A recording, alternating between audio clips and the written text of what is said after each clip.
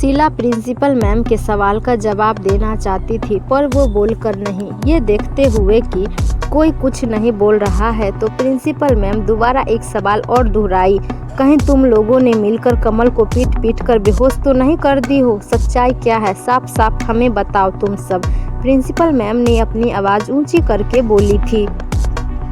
जब राधा को लगा कि अब मामला बिगड़ने लगी है तो उसने अपने आप को ज़्यादा देर रोक नहीं पाई और बोल पड़ी, ऐसा कुछ नहीं है मैम, जो कुछ भी आप सबके सामने है मैम, सच्चाई इससे कहीं बहुत अलग है। राधा प्रिंसिपल मैम को देखते हुए बोली थी। शीला अपने मन में कुछ सोच रही थी। वो वहाँ से निकलकर बाहर की तरफ चल दी थी।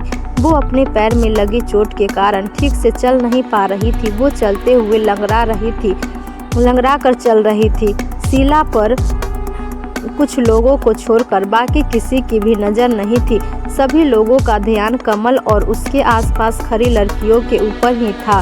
किसी ने भी शीला के ऊपर ज़्यादा ध्यान नहीं दिया था। वो लंगड़ाते हुए मीटिंग हॉल के बाहर निकल गई थी।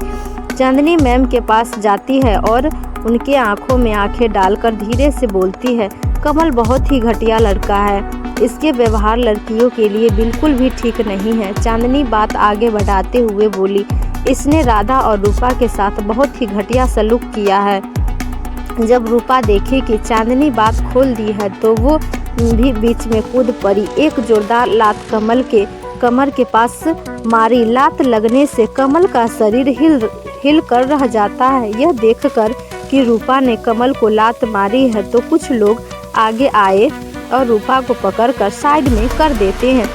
रूपा का शरीर गुस्से से उबल रही थी। वो सभी को खा जाने वाली नज़रों से देख रही थी। उसके माथे पसीने में भीग गई थी। जब चांदनी प्रिंसिपल मैम से ये बात बोली तो प्रिंसिपल मैम भी यह सब बात सुनकर दंग रह गई थी और वो बोली, क्या हुआ राधा और रूपा के साथ? बेटा तुम मुझे पूरी बात बताओ। कोई भी व्यक्ति हमारे कॉलेज के रूल रेगुलेशन को तोड़े, ये सब मैं बिल्कुल भी बर्दाश्त नहीं कर सकती हूँ। प्रिंसिपल मैम कड़क अंदाज में चांदनी की तरफ देखते हुए बोली थी।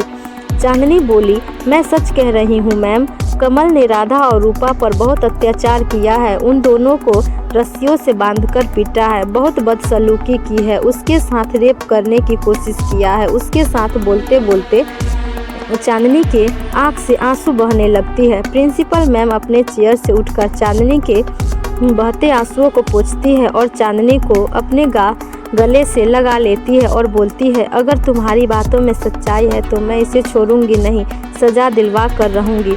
और मुड़कर प्रोफेसर दयानंद को आदेश देते हुए बोली, प्रोफेसर दयानंद जी, आप डॉक्टर को फ़ोन लगाइए, वो आकर कमल को चेकअप करे। मामला बेहद संवेदनशील है। प्रोफेसर दयानंद हड़बड़ाकर जल्दी से उठकर बोला, जी मैडम, अभी कॉल करके बात कर रहा हूँ। प्रिंसिपल मैम बोली, हाँ थोड़ा जल्दी कीजिए, बच्चों की ज़िंदगी का सवाल है।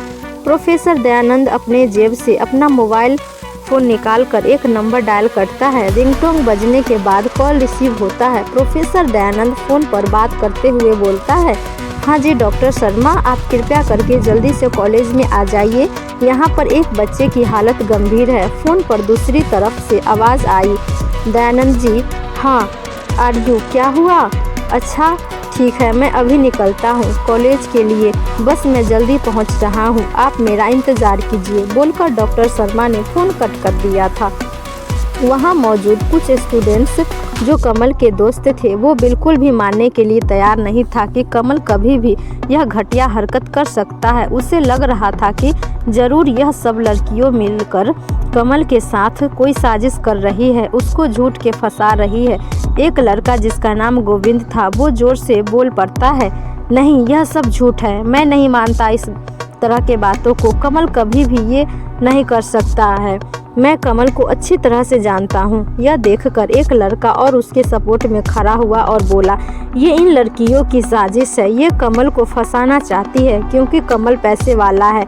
यह लड़का पूरी ताकत से चिल्लाकर बोल रहा था, इसका नाम विशाल है।